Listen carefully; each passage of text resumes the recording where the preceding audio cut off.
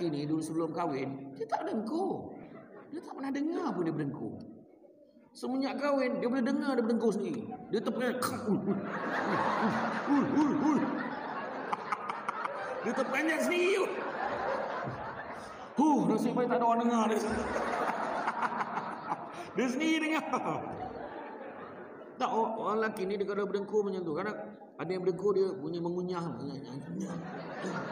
Apa dia kunyah orang tua ni? Ada yang bunyi ngasah gigi tu. Tajam gigi ni kakak. Ada yang mungkin dia lama kot duduk dekat Chesterton tapi dia pelabuhan tu kan. Dia tidur bunyi sombong kapal.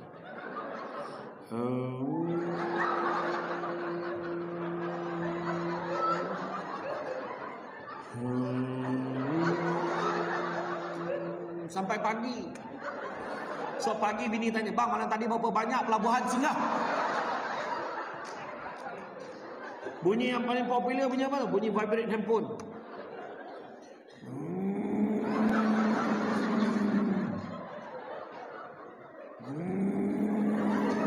Yang lagi penat pada tu dia ada bunyi sikit ujung.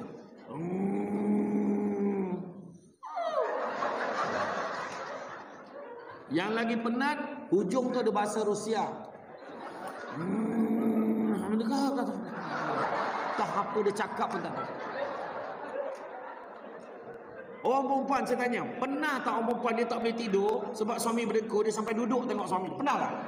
Pernah tak? Pernah tak sampai tak boleh tidur sampai duduk? Pernah kan?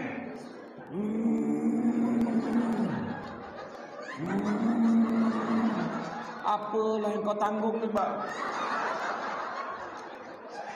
Dan kadang-kadang dia sampai chorus tu yang bahaya. Dia chorus tu, climax dia berdengkur tu, dia macam tercekik sikit. Lepas tu dia senyap tau sampai pagi.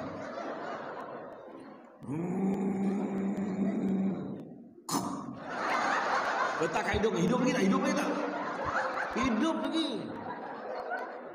Ada satu makcik tu dia kata, tak adalah masa lain paling makcik tinggal kat pakcik kau time tidur lah. Dah tak terdengar bunyi dia lagi, barulah makcik sedar yang pakcik kau dah tak ada. Jadi jangan sampai suami dah tak ada baru kita menyesali. Mulai malam ni kalau suami berdengkur, bagi galakan.